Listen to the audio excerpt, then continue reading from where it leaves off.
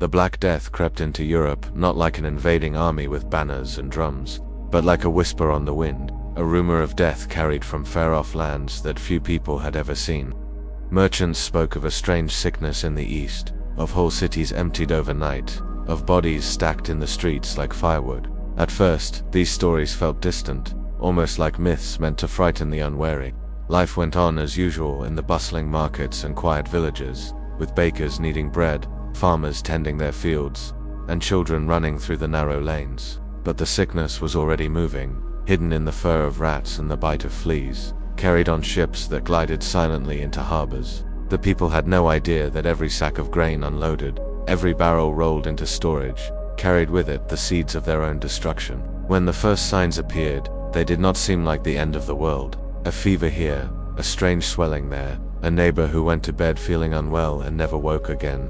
But soon the pace quickened. Buboes grotesque, swellings in the groin, armpits, and neck began to appear, turning black and oozing pus. The sick burned with fever, their skin mottled with dark blotches, as though the very blood beneath it had rotted.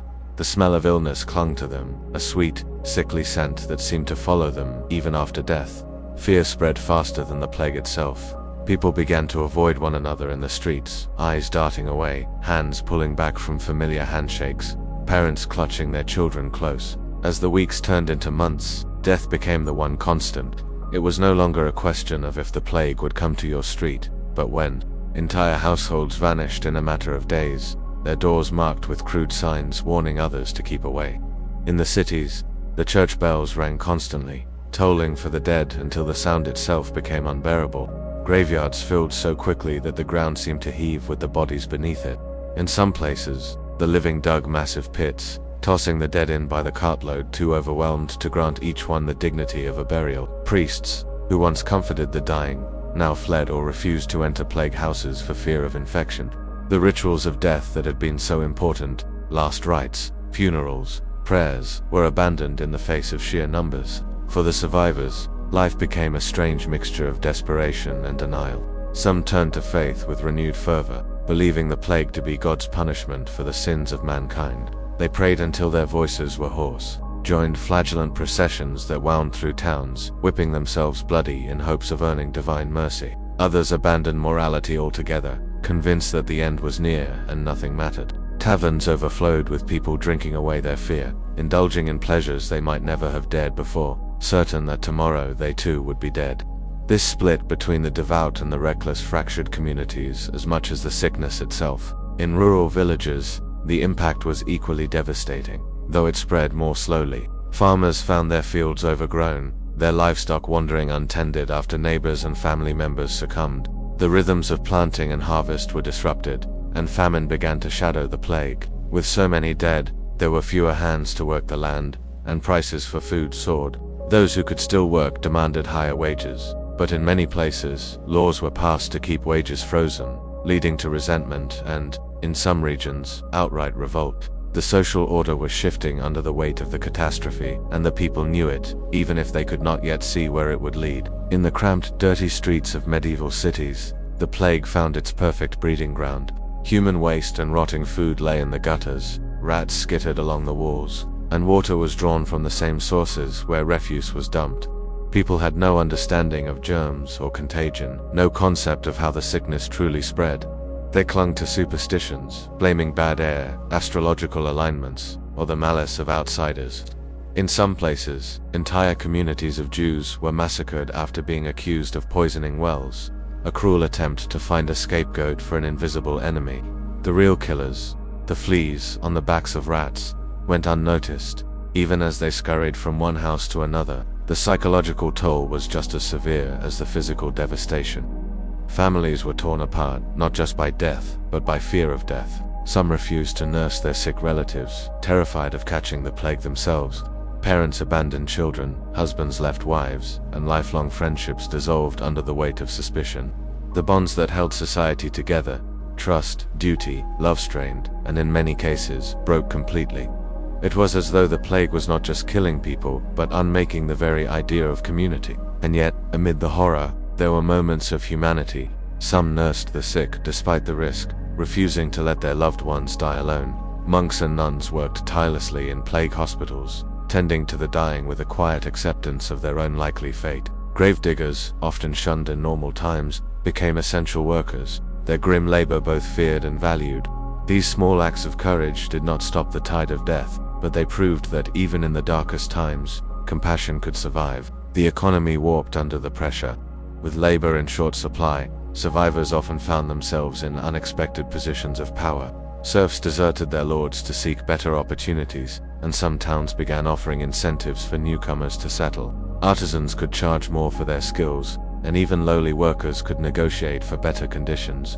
This shift unsettled the old order, weakening the grip of feudalism in ways that would echo for generations.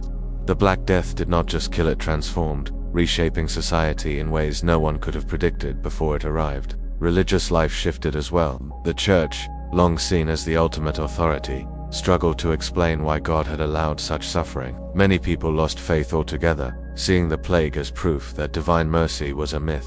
Others turned to fringe sects or local mystics, seeking answers outside the established order. Pilgrimages, once journeys of devotion, sometimes became desperate flights from infected areas. Though the sickness often followed, the spiritual certainty that had defined medieval life was shaken, leaving a void that would later be filled by new ideas and, eventually, by the Reformation. In the end, the Black Death was more than a disease. It was a dividing line in history, a before and after.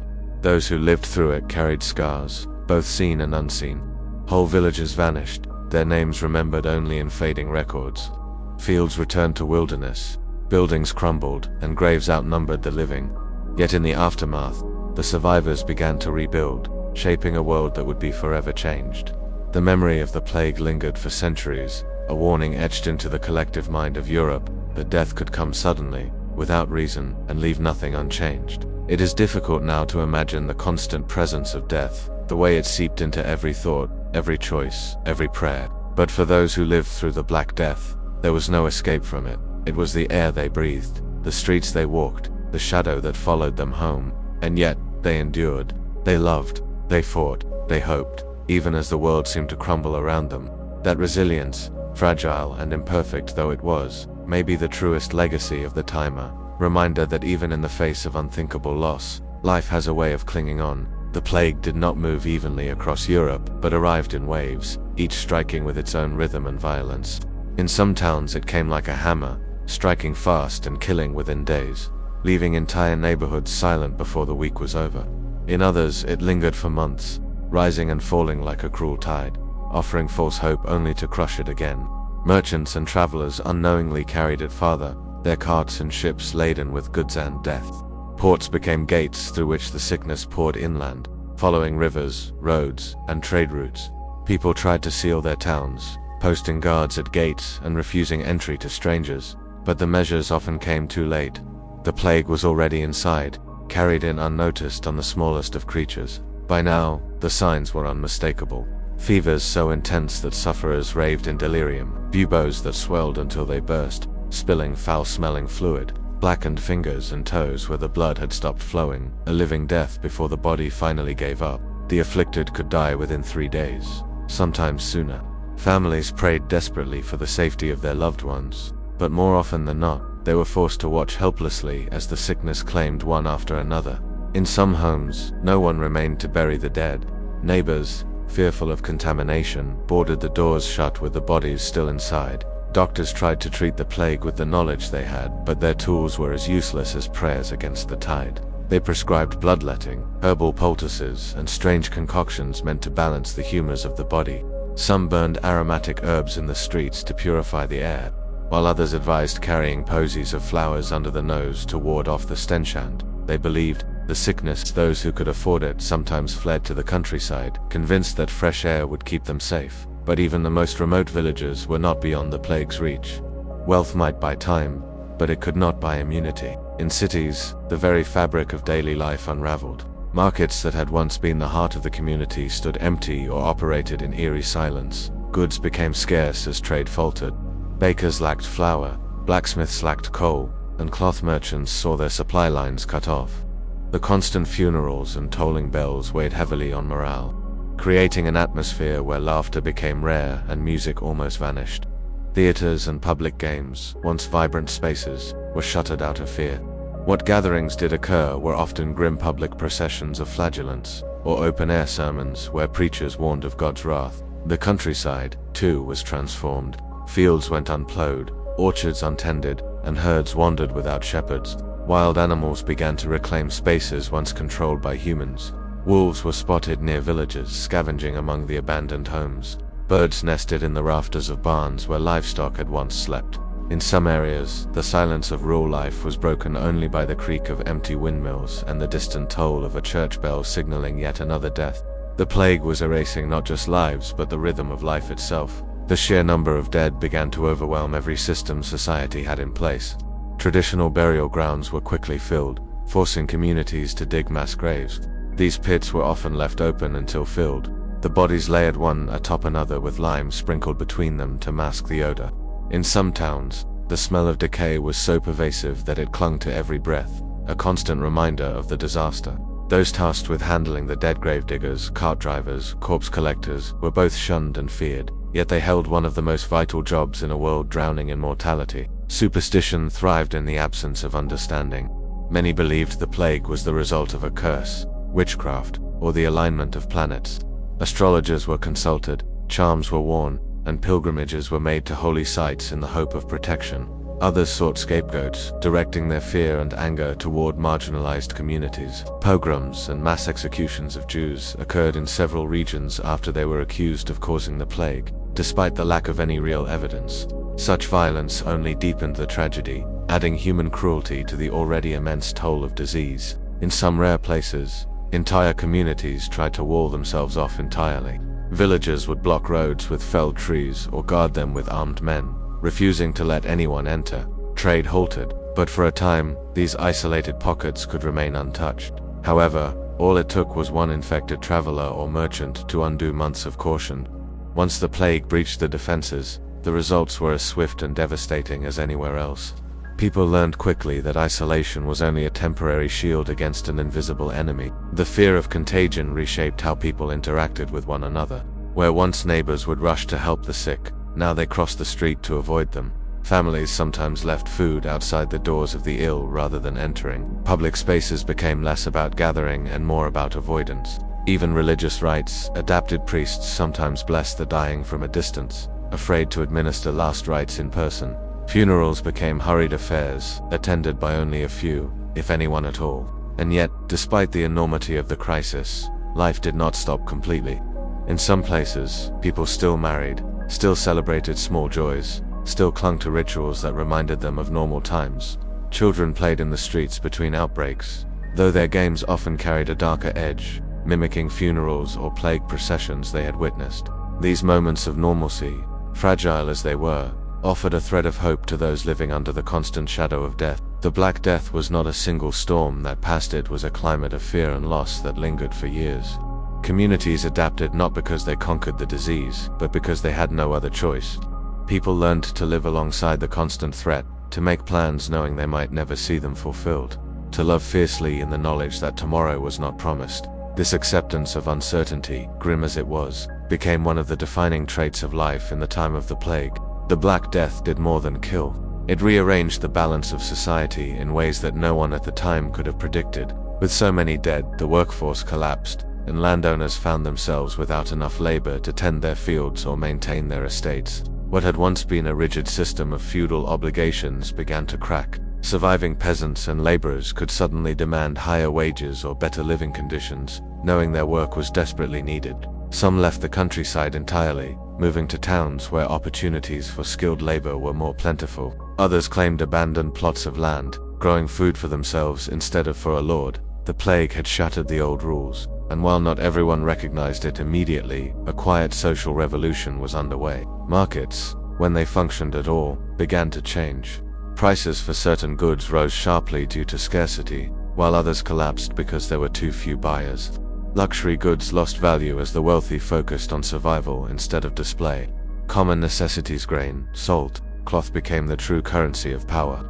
Trade routes shifted as some regions were avoided entirely, and new centers of commerce emerged where the disease had passed or where populations had recovered more quickly. These changes in trade and economy would ripple outward for generations, reshaping the map of influence in Europe. Religious life also bore deep scars. Many saw the plague as divine punishment and sought to atone through prayer, fasting, or pilgrimage. Others turned away from the church, questioning how an all-powerful God could allow such suffering. In some places, corruption among clergy who fled their parishes during the worst outbreaks caused lasting resentment. Meanwhile, new movements arose calling for stricter adherence to faith, others for a more personal and less institutional connection to the divine. The spiritual map of Europe was being redrawn as much as the political one. Art and culture began to reflect the omnipresence of death. The Danse Macabre motif, in which skeletons led the living to the grave, spread across paintings, carvings, and manuscripts. Literature adopted a darker tone, with themes of mortality, fate, and the fragility of life taking center stage. Even music shifted, with somber compositions becoming more common in both sacred and secular works. This was not simply a change in style, it was a mirror held up to a society that had been forced to look death in the face every day. For those who survived, memory of the plague became a kind of inheritance. Children who grew up during the Black Death carried its shadow into adulthood, shaping how they raised their own families. Many adopted more cautious habits, storing food, keeping to smaller circles of trust, and passing down stories of the danger of strangers and the suddenness of loss. Generations later, the echoes of those lessons still lingered in folktales, family traditions, and community rules. Even nature itself responded to the human absence. Forests crept back into once cultivated fields. Wild animals spread into territories where they had not been seen for centuries. Rivers ran clearer where industry had halted. This unplanned rewilding was temporary in some places, permanent in others, leaving behind landscapes that bore the mark of a vanished population.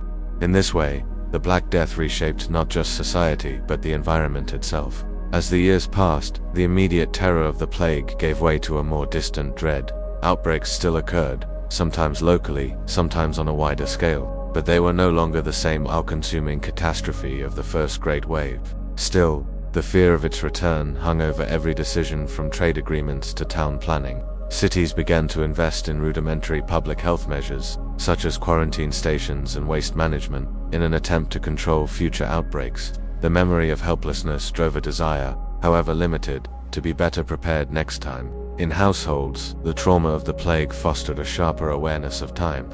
People began to think more urgently about legacy, about what they would leave behind if they were gone tomorrow. This fueled a rise in wills, charitable donations, and the commissioning of religious works meant to secure the soul's place in the afterlife. It also sparked a greater appetite for earthly pleasures, as some embraced the philosophy of living fully while they still could. Life had shown itself to be fragile, and that fragility gave it new intensity. Some communities were entirely wiped from the map, their names remembered only in the records of nearby towns or the oral histories of survivors. These ghost villages became haunting reminders of how quickly a way of life could disappear. In certain regions, they were never resettled, left to crumble into ruins covered by moss and ivy. Travelers passing through would speak of the silence there as something almost supernatural, a scar on the land itself. And yet, amidst all the devastation, there were seeds of renewal. Land once concentrated in the hands of a few was now more widely distributed. Opportunities emerged for those who had been at the bottom of the social order. Innovations in agriculture and craftwork began to appear as people adapted to the new reality. While the Black Death was a human tragedy beyond measure, it was also a turning point, a force that dismantled the old world and, over time, made way for the new. Daily life in the aftermath of the Black Death was a strange mixture of emptiness and adaptation. In many towns, entire streets stood abandoned, their houses shuttered and silent. Survivors had to decide whether to stay and rebuild or leave in search of better prospects. For some, the thought of living among so many reminders of death was unbearable, and they moved to areas less scarred by the plague. Others stayed, motivated by a sense of duty to family lands or by the opportunity to claim properties left ownerless. In these half-empty settlements, the rhythm of life was slower, quieter, and shadowed by the knowledge of who was missing. The workforce crisis meant that work roles changed dramatically. Women, in particular, found themselves stepping into positions once reserved for men running farms, managing trades, and participating in local governance. In many cases, this was born out of necessity, but it also subtly shifted cultural perceptions of gender roles. Though not all of these changes lasted, the memory of women's capability in times of crisis remained, influencing later generations in ways that would take centuries to fully surface. The food supply became another point of transformation.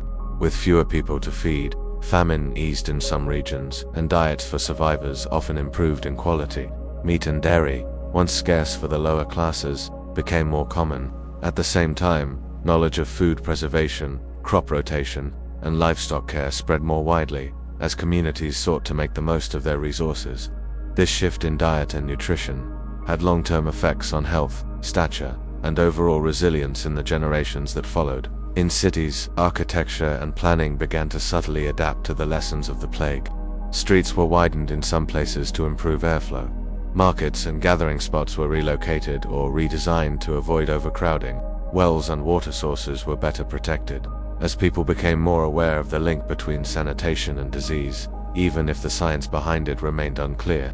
These changes laid the groundwork for the urban improvements that would later become standard in European cities. Psychologically, the survivors lived with a kind of dual mindset. On one hand, there was deep caution, a wariness of strangers, a hesitancy to gather in large crowds, and a lingering suspicion that illness could strike again at any moment. On the other hand, there was an almost reckless embrace of life's pleasures, with festivals, feasts, and games taking on a heightened intensity. It was as though people could not decide whether to guard themselves against fate or to defy it outright. Clothing and personal adornment reflected this shifting mood. Some dressed more modestly, rejecting excess in the wake of mass death. Others indulged in bright colors and rich fabrics, flaunting survival as if it were a victory worth displaying. Laws in certain regions even attempted to regulate this, imposing sumptuary restrictions to keep people from dressing above their station, though enforcement was uneven. The tension between humility and extravagance was visible in every marketplace and gathering. Medicine also underwent subtle changes. While the underlying causes of plague remained mysterious, survivors were more willing to experiment with treatments, drawing on folk remedies, herbal knowledge, and the practices of different cultures. The reliance on traditional medical authorities weakened slightly, as people recognized that the old methods had failed to protect them. This atmosphere of experimentation, though far from modern science, planted seeds for future medical inquiry. The Church, too, adapted its approach in some areas. While the institution retained enormous influence, it sought to address the criticisms that had arisen during the plague. More emphasis was placed on pastoral care, on visible acts of charity, and on reinforcing the idea that faith could offer comfort, even when it could not promise safety. New religious orders emerged, focused on helping the sick and poor, and devotional practices became more personal and emotional. Trade slowly began to recover, but it often took new routes. Merchants avoided regions still experiencing outbreaks and favored ports and markets that had remained healthier. This reshaping of trade networks could elevate a once minor town into a hub while reducing a former center to obscurity. The shifting flow of goods brought new ideas and styles into communities, altering local cultures in unexpected ways. Children who grew up in the post-plague years inherited a different world from the one their parents had known. Their communities were smaller, their opportunities more fluid, and their sense of security more fragile. Many grew up hearing stories of the plague, not just as history, but as a personal family legacy. That awareness shaped how they approached risk, work, and relationships for the rest of their lives. The Black Death was not just a moment in time, it was a scar that ran through generations, influencing the way people lived, loved, and planned for the future. In the decades following the Black Death, the social hierarchy that had once seemed immovable began to shift in subtle but permanent ways. Lords who had ruled over vast estates with unquestioned authority now found themselves competing for the loyalty of peasants and laborers. With so many workers gone, survivors could demand better wages, lighter duties, and even the freedom to leave their lands in search of better opportunities.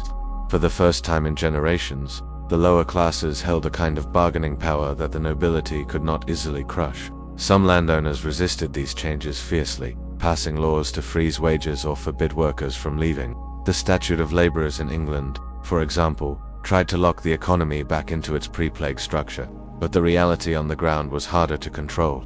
In some areas, rebellious movements grew, fueled by the frustration of those who had tasted the possibility of a better life only to see it threatened. While many of these uprisings were put down brutally, the idea that the social order could be challenged was now deeply rooted. Urban life also transformed. Cities, once overcrowded and disease-prone, became less congested, and the scarcity of skilled artisans allowed those who survived to command high fees for their work. Guilds, which had once been tightly guarded associations, were more open to newcomers, especially in trades like masonry, blacksmithing, and tailoring. This influx of fresh talent brought innovation and diversity to urban economies, slowly changing the character of city life. For many survivors, land ownership became a possibility for the first time. With so many estates left without heirs, property could be claimed, sold, or redistributed. Peasants who had once been tied to the soil without any rights over it now found themselves farming their own plots. This shift not only improved their material well-being, but also fostered a new sense of independence and self-determination that had been rare in medieval society. Art and culture reflected the psychological transformation of Europe. Religious paintings and sculptures became more emotional, depicting scenes of suffering and redemption with an intimacy that spoke to people who had endured deep loss. At the same time, there was an appetite for beauty and craftsmanship in everyday objects, from carved furniture to decorated clothing, that suggested a desire to surround oneself with life and color after years of darkness. Education, too, began to expand beyond the privileged few. Some wealthy families, shaken by the fragility of life, invested more in the education of their children, hoping to prepare them for a future that might demand more adaptability. Universities saw fluctuating enrollment, but over time they began to absorb a broader range of students, including those from merchant or artisan backgrounds, who could now afford the tuition. Religious devotion remained strong, but it evolved in response to the trauma of the plague. Pilgrimages became more popular, as people sought to express gratitude for survival or to pray for the souls of the lost. Local shrines and relics gained renewed importance, with communities rallying around symbols of divine protection. Yet alongside this deepened faith, a quiet skepticism persisted. Whispers about whether the church had truly been able to shield its flock, or whether salvation was a matter more of fate than of ritual. The natural landscape also shifted in ways people could not ignore. With fewer fields under cultivation, forests began to reclaim abandoned farmland. Wild game became more plentiful, rivers ran clearer, and the sounds of nature crept back into once busy regions. This slow return of the wilderness reminded survivors of the balance between human ambition and the raw, untamed world beyond their control. Markets were still central to community life, but their atmosphere had changed. Buyers and sellers were fewer, yet the range of goods could be surprisingly broad due to shifts in trade routes. Exotic spices, fine cloth, and unusual tools might suddenly appear in a local store, creating moments of wonder amid the routine of daily transactions. Bargaining became sharper, with both sides aware that every coin and every item carried more weight in the leaner economy. Through all of this, a new cultural memory was forming. The Black Death was not spoken of only as a disaster, but as a dividing line between the world before and the world after. Songs, poems, and stories preserved the terror and the strange opportunities that had followed. Parents told their children how quickly life could change, urging them to be both cautious and resourceful. The plague years had taught Europe a brutal lesson. Survival required not just strength, but the ability to adapt when the familiar world vanished almost overnight. In the countryside, the daily rhythm of life after the Black Death took on a slower, more deliberate pace. Yet it was marked by an undercurrent of uncertainty that never fully faded. The vast stretches of empty land were both a blessing and a reminder of loss. Farmers who had once been bound to the demands of their lords now had room to breathe and more land to cultivate. But the silence in the fields was haunting. In many villages, half the cottages stood abandoned, their roofs sagging and their doors hanging open, while weeds claimed the paths that had once been trodden by bustling feet. Agriculture began to change in response to the smaller population. Some landowners shifted from labor-intensive crops like wheat to sheep farming, which required fewer hands and could bring in profits through the booming wool trade. This transition altered the landscape, with rolling fields giving way to wide pastures dotted with grazing flocks. In some regions, this led to tensions as displaced farmers found their livelihoods disappearing. When plows were replaced by shepherds, seasonal festivals, once lively affairs filled with music and trade, became smaller, more intimate gatherings. People still celebrated harvests and holy days, but the energy was different, less exuberant and more reflective. Families clung to traditions as a way of preserving the sense of continuity that the plague had nearly erased. Yet every celebration carried an awareness of those who were missing. Even the church bells that rang out on feast days seemed to carry a softer, more mournful tone. In towns, The effects of depopulation were visible in every corner. Entire streets in once crowded districts could be empty, with shutters closed and markets reduced to a handful of stalls. But the survivors were resourceful. New trade guilds emerged to fill gaps left by those who had perished, and ambitious craftsmen found opportunities to rise in status. For many, this was the first time they could envision a future beyond the rigid class roles that had defined medieval life for centuries. Health practices also evolved, though often in ways that mixed genuine progress with superstition. Some communities began keeping cleaner streets and regulating waste disposal to prevent foul smells, which people still believed caused illness. Herbal remedies gained popularity, and midwives and local healers found greater respect for their knowledge. Yet charms, amulets, and rituals persisted as insurance against unseen threats, showing that fear still gripped the population even in times of relative calm. Children growing up in the aftermath of the plague inhabited a very different world from their parents. They were fewer in number, often more cherished, and given more opportunities for learning or apprenticeships than before. With inheritance lines disrupted, some young people gained access to wealth or property unexpectedly, changing the trajectories of entire families. But they also grew up with the constant reminder that life was fragile, and this shaped a cautious but determined generation. Travel, while still dangerous, became more common for those seeking work or trade. Roads that had once been choked with carts and caravans were now quieter, making long journeys less crowded but also more vulnerable to bandits. Inns adapted to the smaller flow of travelers, focusing on comfort and safety to attract guests. For some, the open road represented opportunity.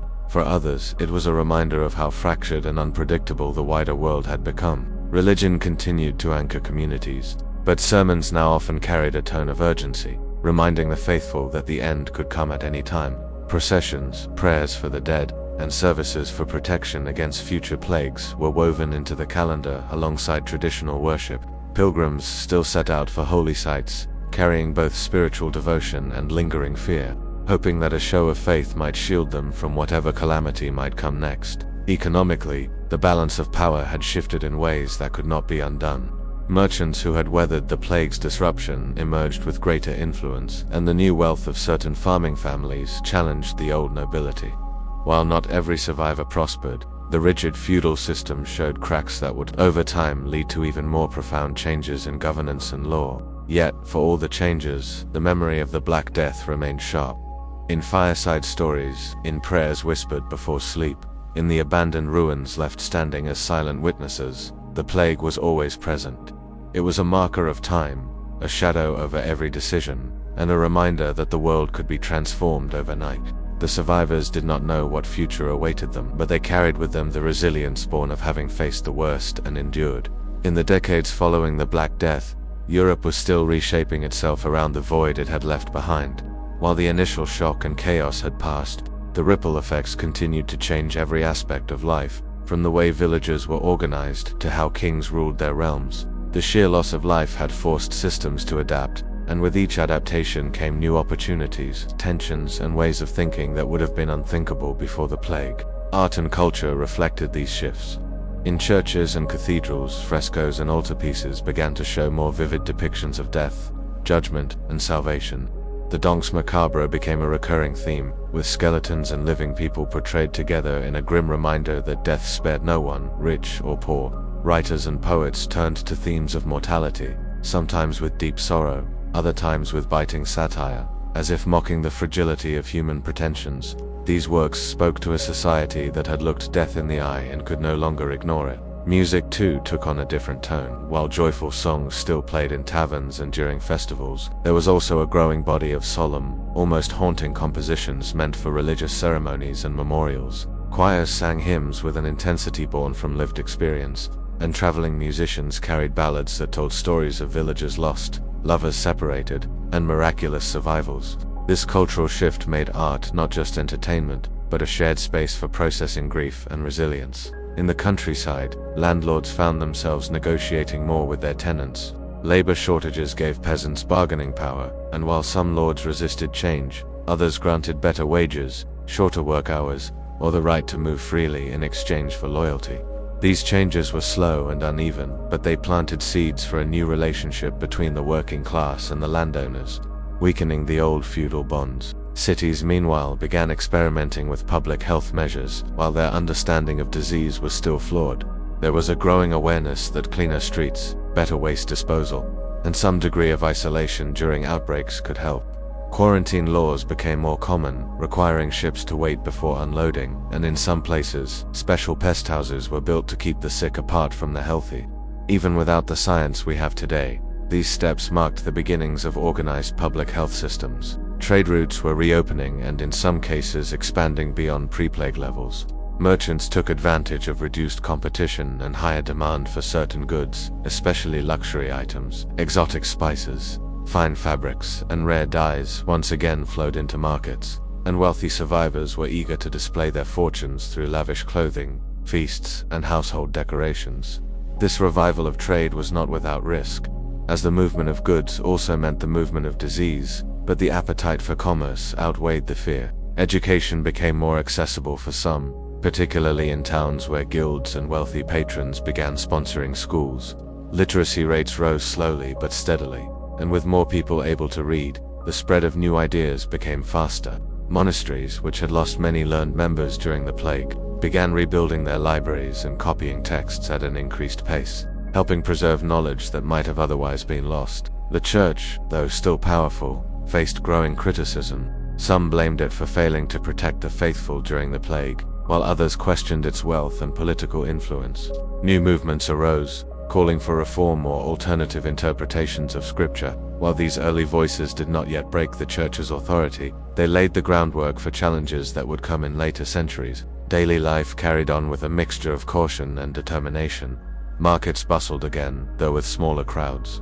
Fields were worked, and festivals returned, but the shadow of what had happened lingered in the background. People told stories of omens, miraculous cures, and the strange behavior of the plague years, passing these tales to younger generations as both warnings and lessons. The memory of the Black Death also influenced politics. Leaders were acutely aware that their populations were smaller and that maintaining stability required careful management.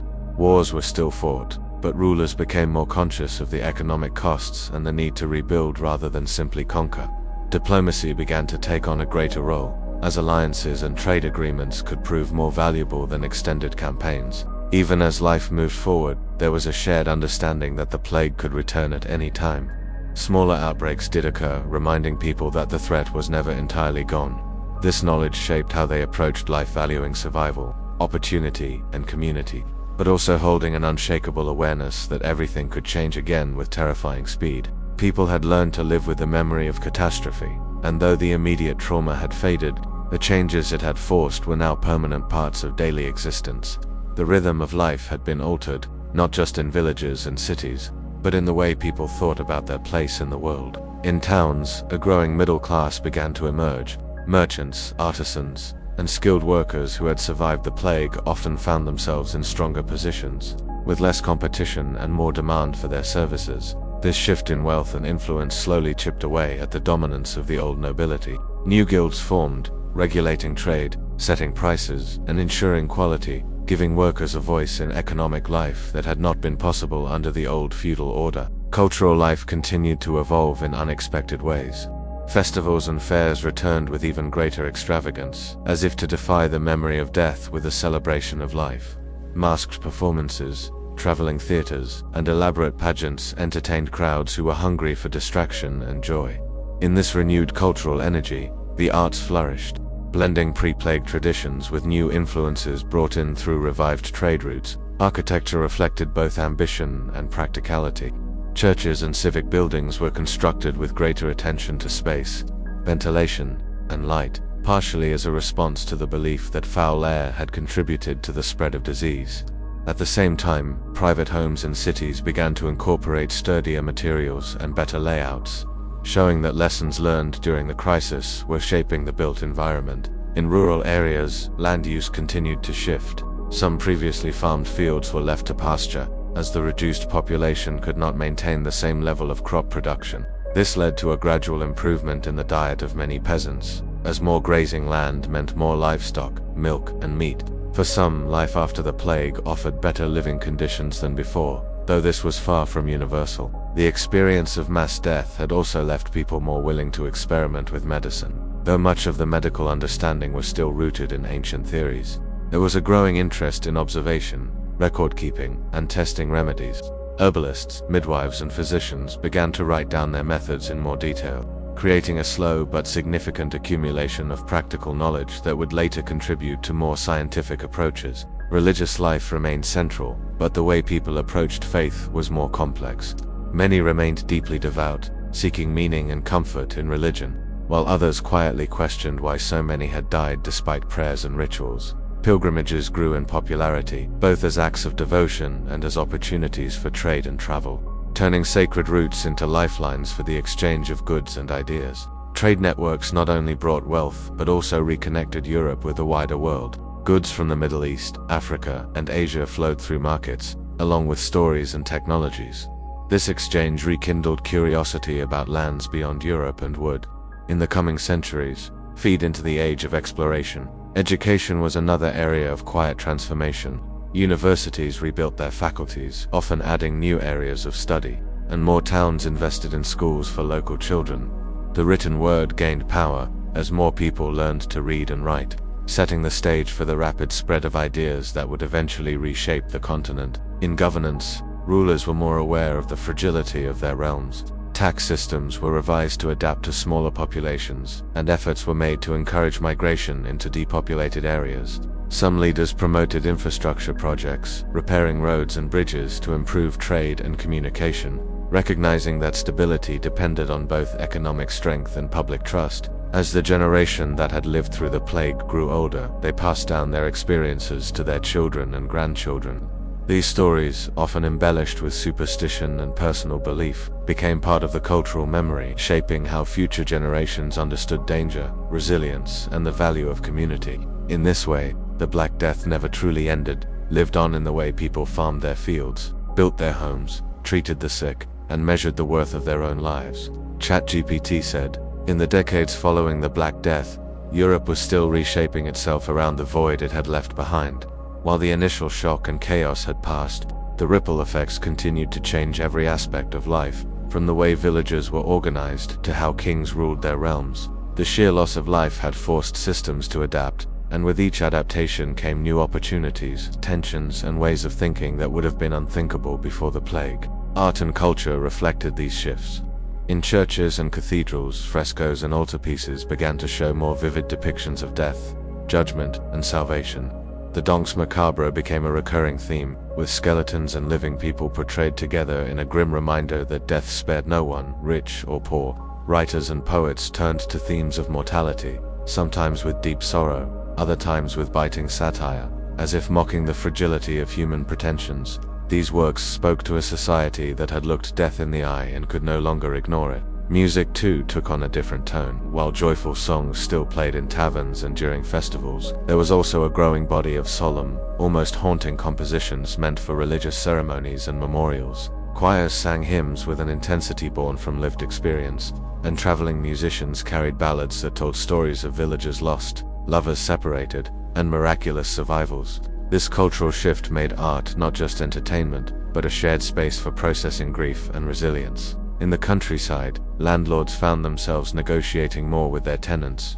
Labor shortages gave peasants bargaining power, and while some lords resisted change, others granted better wages, shorter work hours, or the right to move freely in exchange for loyalty. These changes were slow and uneven, but they planted seeds for a new relationship between the working class and the landowners, weakening the old feudal bonds. Cities, meanwhile, began experimenting with public health measures, while their understanding of disease was still flawed.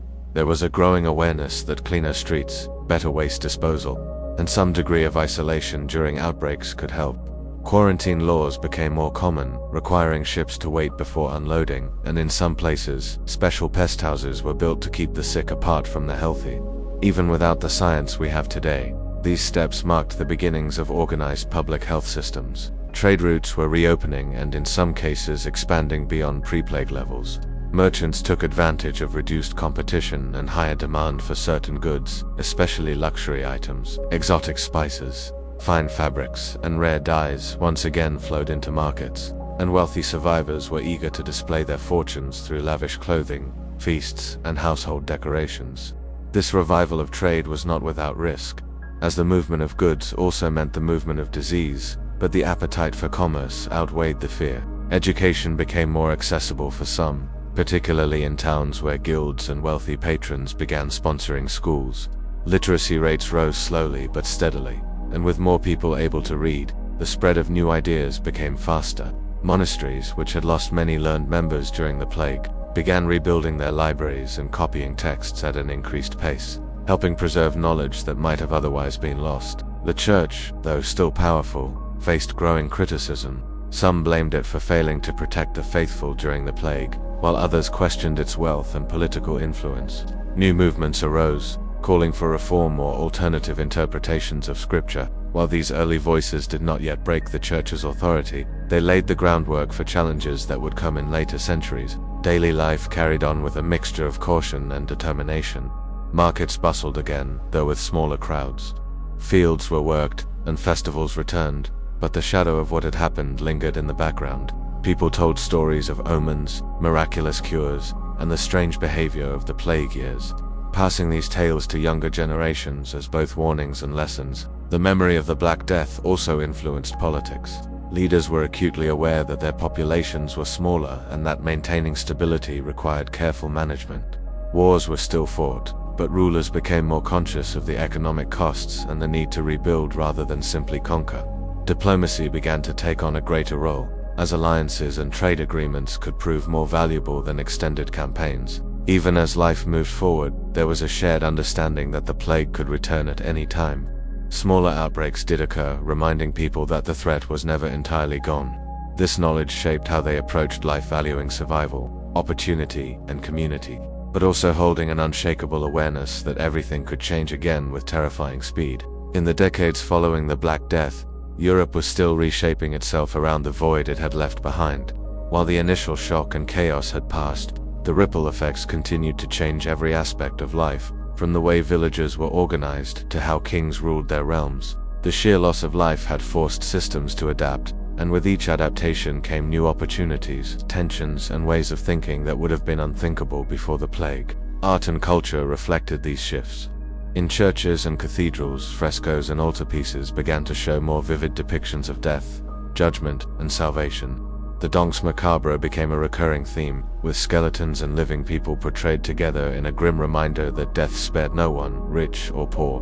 Writers and poets turned to themes of mortality, sometimes with deep sorrow, other times with biting satire, as if mocking the fragility of human pretensions. These works spoke to a society that had looked death in the eye and could no longer ignore it. Music too took on a different tone. While joyful songs still played in taverns and during festivals, there was also a growing body of solemn, almost haunting compositions meant for religious ceremonies and memorials. Choirs sang hymns with an intensity born from lived experience, and traveling musicians carried ballads that told stories of villagers lost, lovers separated, and miraculous survivals. This cultural shift made art not just entertainment, but a shared space for processing grief and resilience. In the countryside, landlords found themselves negotiating more with their tenants. Labor shortages gave peasants bargaining power, and while some lords resisted change, others granted better wages, shorter work hours, or the right to move freely in exchange for loyalty. These changes were slow and uneven, but they planted seeds for a new relationship between the working class and the landowners, weakening the old feudal bonds. Cities, meanwhile, began experimenting with public health measures, while their understanding of disease was still flawed. There was a growing awareness that cleaner streets, better waste disposal, and some degree of isolation during outbreaks could help. Quarantine laws became more common, requiring ships to wait before unloading, and in some places, special pest houses were built to keep the sick apart from the healthy. Even without the science we have today, these steps marked the beginnings of organized public health systems. Trade routes were reopening and in some cases expanding beyond pre-plague levels. Merchants took advantage of reduced competition and higher demand for certain goods, especially luxury items. Exotic spices, fine fabrics, and rare dyes once again flowed into markets, and wealthy survivors were eager to display their fortunes through lavish clothing, feasts, and household decorations.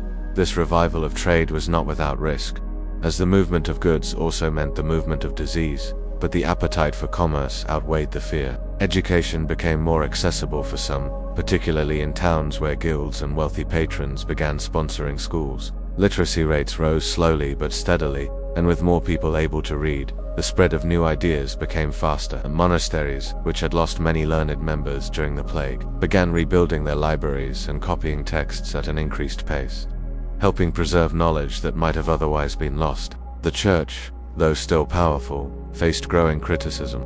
Some blamed it for failing to protect the faithful during the plague, while others questioned its wealth and political influence. New movements arose, calling for reform or alternative interpretations of Scripture. While these early voices did not yet break the Church's authority, they laid the groundwork for challenges that would come in later centuries. Daily life carried on with a mixture of caution and determination. Markets bustled again, though with smaller crowds.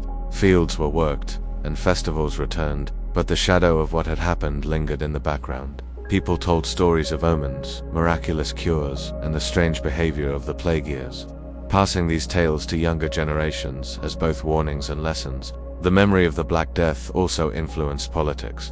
Leaders were acutely aware that their populations were smaller and that maintaining stability required careful management.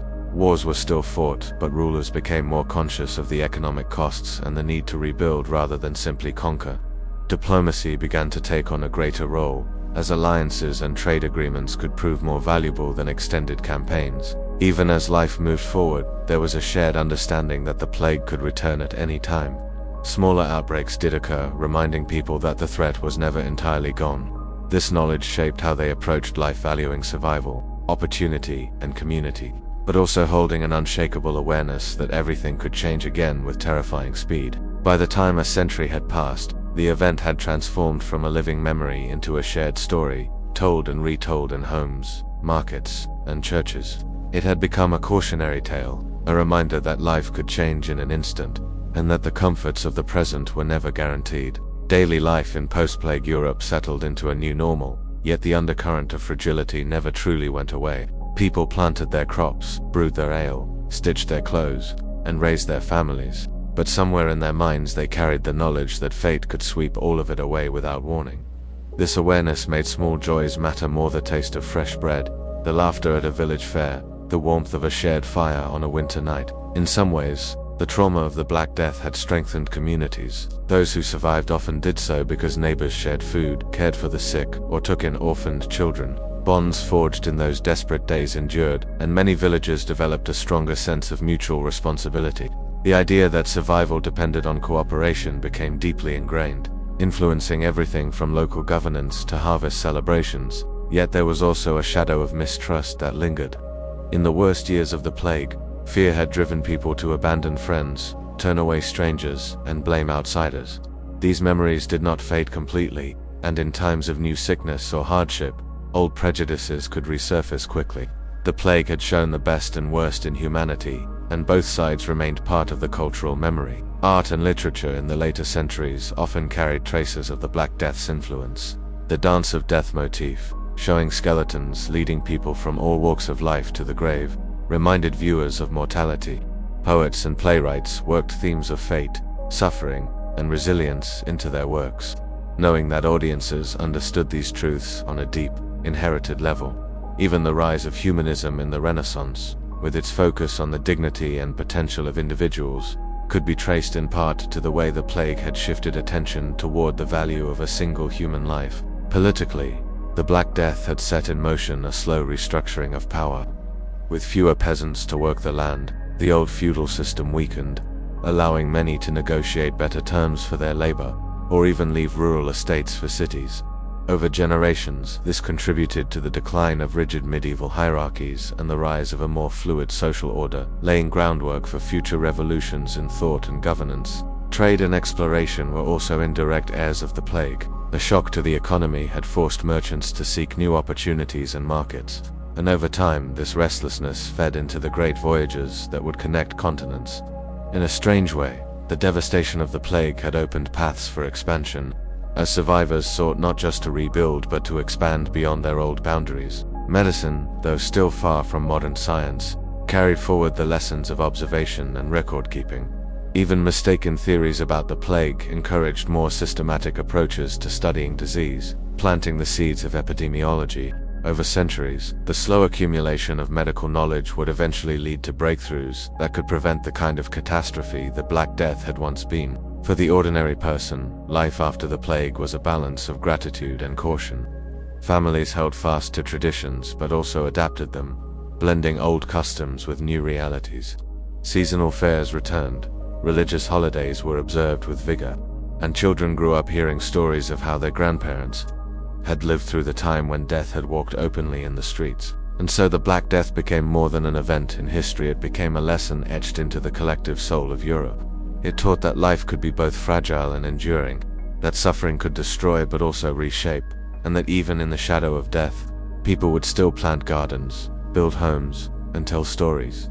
The survivors had not just rebuilt a world, they had remade it, and in doing so, they left behind a legacy that would shape the centuries to come. A quiet reminder that even in the darkest times, humanity finds a way to continue. The Black Death never truly ended, changed form, reappeared in waves, and left behind habits, fears, and resilience that would last for generations.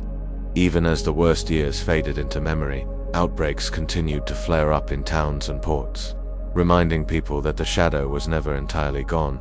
Each recurrence, though smaller than the last, revived old fears and reinforced the caution that had become second nature to the survivors' descendants. In the countryside, farming villages adapted to a world where labor remained scarce for decades. Fields once cultivated by many were now worked by fewer hands, forcing innovations in tools and farming methods. Some land was abandoned entirely and turned to pasture, while other areas experimented with crop rotations to make the most of limited manpower. Life was still hard, but it was different. People had learned to adapt quickly to changing conditions because the plague had taught them that stability could vanish overnight. Cities bore their own scars and transformations. Urban centers that had been overcrowded before the plague now had space for expansion, new housing, and public works. Streets were widened, market squares improved, and in some places, rudimentary sanitation measures were attempted to prevent another disaster. Guilds rebuilt their memberships, welcoming new apprentices to fill the roles left empty by the plague, while trade networks were re-established with an eagerness that hinted at both ambition and the memory of loss. Religious life after the Black Death reflected the deep emotional impact of the catastrophe. Churches that had once preached certainty and divine order now wrestled with the fact that so many of their flock had died despite prayers and rituals. Some people became more devout, seeking comfort in faith, while others turned away in quiet disillusionment, questioning how such suffering could exist in a world ruled by God. Pilgrimages increased, not just as acts of devotion but as expressions of survival, with travelers offering thanks for having lived through a time when death had seemed unstoppable. Art continued to carry the mark of the plague years. Frescoes, woodcuts, and tapestries depicted scenes of judgment, mortality, and divine wrath, but they also showed resilience, families together, workers in the fields, markets bustling again. Writers chronicled the years of loss alongside tales of renewal, ensuring that the emotional weight of the Black Death would be preserved alongside the historical facts. These works were not only reflections of the past, but quiet instructions for the future. Remember, adapt, and endure. Education, too, changed in subtle ways. The loss of so many clerics and scholars during the plague had initially slowed learning, but it also created opportunities for new voices and new perspectives to enter the scholarly world. Universities rebuilt their faculties, and knowledge, particularly in medicine and natural philosophy, was pursued with fresh urgency. The question of what caused the plague lingered for centuries, but each generation took a step closer to understanding the nature of disease. Economically, survivors often found themselves in better positions than before. With fewer workers available, wages rose, and peasants could negotiate better terms with landowners. In some cases, former serfs gained enough wealth to purchase land outright. The rigid social ladder of the medieval world loosened slightly, and while the elites still held most of the power, the plague had cracked the foundations of feudalism in a way that could not be undone. Cultural traditions adapted as well. Certain festivals took on new meanings, blending remembrance of the dead with celebration of life. Annual fairs sometimes included moments of silence or processions in memory of those lost to the plague. In rural areas, songs and folk tales about the time of the Great Sickness were passed down, often mixing fact with legend until they became a shared heritage that belonged to all. Travel and trade routes, once seen as dangerous vectors of disease, were eventually embraced again with vigor. Merchants resumed their journeys, carrying goods, news, and ideas across Europe and beyond. This revival of movement contributed to the cultural and economic growth that would shape the late medieval and early Renaissance worlds. Yet, even as roads and ports came alive, the memory of how quickly sickness had spread along these same paths ensured that caution never fully disappeared. By the later centuries, the Black Death had become both a historical event and a cultural touchstone, referenced whenever disease or disaster struck.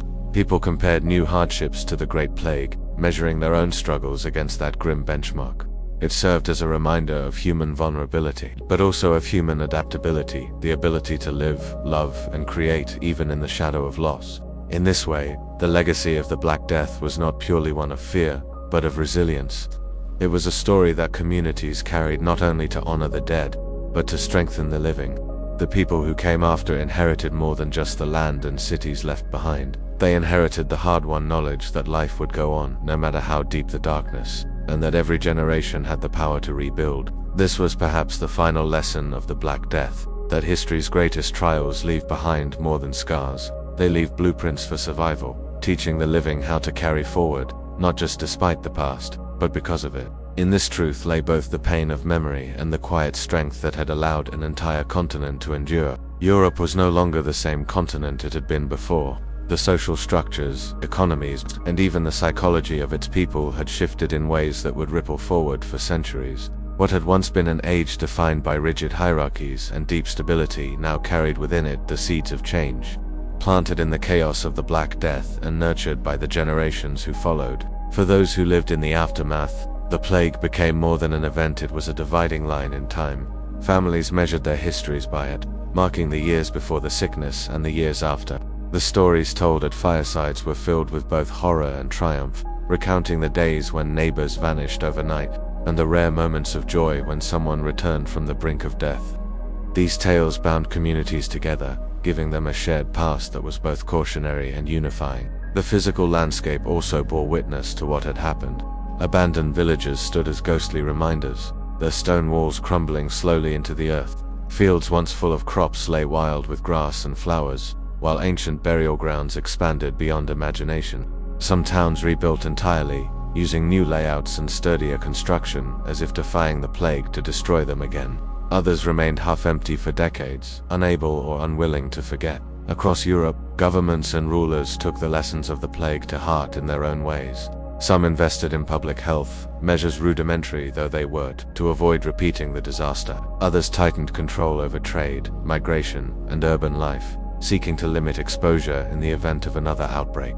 In the Italian city-states, the first organized health boards were formed, and quarantine became a recognized tool of governance, shaping how societies would respond to disease for generations. On an individual level, life was colored by a heightened awareness of mortality. People lived with the knowledge that everything could change overnight. This awareness led some to pursue piety and morality with renewed zeal, hoping to avoid divine punishment. Others embraced pleasure, luxury, and indulgence, reasoning that life was too short to deny oneself any joy. This balance between restraint and excess would come to define much of the cultural mood in the decades after the plague. Trade and exploration began to take on a renewed sense of purpose. With population levels slowly recovering, the hunger for new goods, markets, and opportunities returned stronger than ever. The maritime powers expanded their reach, setting the stage for the great voyages of the age of exploration. The very routes that had once carried the plague now carried spices, silk, and silver, as well as the exchange of ideas that would redefine the world. The medical profession, forever altered by the plague, sought to understand illness in ways that went beyond superstition.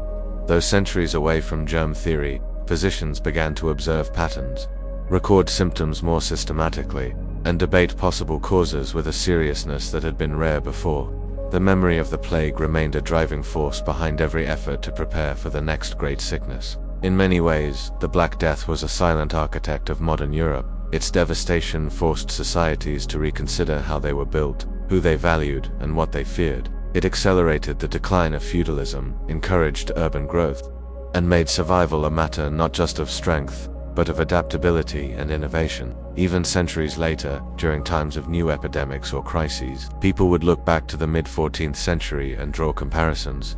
The phrase like the Black Death became shorthand for ultimate catastrophe. a measure against which all other disasters were judged. The lessons learned in that time remained etched into the collective memory, serving as both warning and guide. And so, the story of living through the Black Death was not just one of death and despair, it was also one of transformation. Those who endured reshaped their world, building a legacy that proved humanity could adapt to almost anything. The plague had taken millions of lives, but in its wake it left a new Europe scarred, yes, but stronger, wiser, and forever changed. That final chapter in the story of living during the Black Death belongs to the long shadow it cast over human history, a shadow that stretches even into the modern age. The plague did not simply vanish once its deadliest waves had passed. It lingered, reappearing in smaller outbreaks for centuries and haunting the minds of all who knew its name. Its memory became a cultural inheritance, passed from one generation to the next as both a warning and a lesson, shaping how humanity would think about disease, mortality, and resilience. For centuries after the initial devastation, fear of the plague remained a part of daily life. Even as medicine advanced slowly and societies rebuilt, people continued to watch for signs of sickness, listening for whispers of new cases in distant ports or neighboring towns. The word itself carried the power to empty streets, halt trade, and send families fleeing into isolation. This ever-present vigilance shaped everything from laws to personal behavior, embedding caution deep into the cultural fabric of Europe and beyond. The economic aftereffects were also profound. The redistribution of land and resources that followed the massive loss of life altered the balance of wealth and power. Peasants found new leverage in negotiating wages and working conditions, while the nobility struggled to maintain control over shrinking labor forces. In many places, this shift laid the groundwork for the slow but steady rise of a middle class, a development that would eventually redefine politics, culture, and industry in Europe. Culturally, the plague left behind an enduring fascination with themes of death and survival. From the macabre imagery of the Danse Macabre to the haunting church murals depicting skeletons leading processions of the living, art became a medium for processing collective trauma. Even the most beautiful works of the Renaissance often carried subtle reminders of mortality, blending beauty with an undercurrent of fragility. Religion, too, felt the weight of the plague's legacy. The Church's inability to protect people from the disease or explain its causes in satisfying terms weakened its unquestioned authority in some regions. This erosion of trust opened the door to new religious movements, reformations, and philosophical ideas that questioned long-held traditions. Faith did not disappear, but it evolved, shaped by the raw memory of a catastrophe that had spared neither saint nor sinner. The Black Death also influenced how societies approached health and governance. Quarantine laws, health inspections, and rudimentary public health boards became permanent fixtures in many cities. The idea that governments had a role in protecting citizens from disease began to take hold, a seed that would grow into modern public health systems centuries later. On a personal level, the generations that grew up after the plague lived with a more urgent understanding of life's brevity. This awareness influenced everything from how they raised their children to how they spent their money. Marriages, business ventures, and creative projects were often undertaken with a sense that tomorrow was never guaranteed. This attitude helped fuel bursts of innovation, artistic achievement, and exploration. Even today, the Black Death's influence can be traced in how humanity responds to crisis.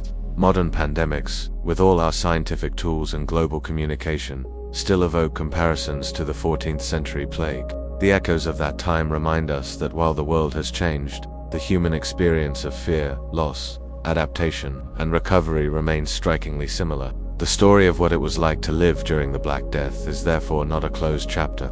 It continues to inform how we think about survival, community, and resilience in the face of overwhelming odds. It is a reminder that even in the darkest moments, humanity finds ways to adapt and endure, leaving behind lessons for those who come after. In the end, the Black Death was both a destroyer and a teacher. It tore apart the old world, but in doing so, it cleared space for new ways of living, thinking, and governing. The people who lived through it bore the scars, but they also carried forward the strength to rebuild. And as long as its story is told, the voices of those who endured will never be lost to time. Life in the generations immediately following the Black Death was defined by a strange mixture of opportunity and unease.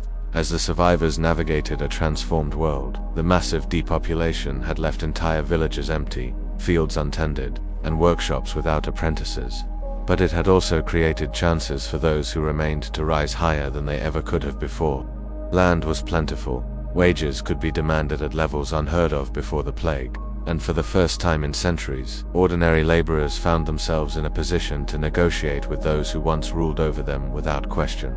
In some areas, abandoned homes and farmlands were simply taken over by those willing to work them, bypassing the old systems of inheritance and feudal obligation. Former serfs became landowners, and skilled workers could demand pay that doubled or tripled their pre-plague earnings. This newfound leverage created tension with the ruling elite, who feared that their control over society was slipping. In response, laws were passed in many regions to freeze wages at pre-plague levels or to force people back into agricultural work. These measures often failed, as workers could simply move to more favorable towns or take up trades that gave them independence from traditional obligations. The shortage of labor also pushed technological innovation forward. With fewer hands to work the land, farmers experimented with new tools, crop rotations, and techniques to make their efforts more productive.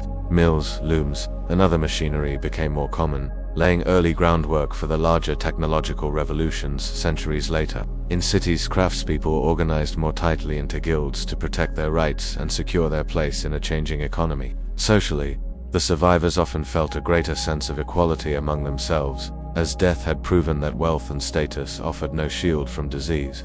Nobles and peasants had perished in the same streets, their bodies carted away together, and this shared vulnerability left an imprint on the collective mindset. While class divisions did not disappear, they softened in some places, allowing for new forms of social mobility and mingling. Culturally, the decades after the plague saw a wave of building and rebuilding. Churches, town halls, and market squares were restored or redesigned, often with a mix of Gothic and early Renaissance influences. Art retained its fascination with mortality, but began to incorporate more hopeful themes. Images of rebirth, the triumph of life, and the beauty of the natural world began to balance the stark reminders of death. Travel also began to increase as trade routes reopened and merchants sought to reconnect distant markets.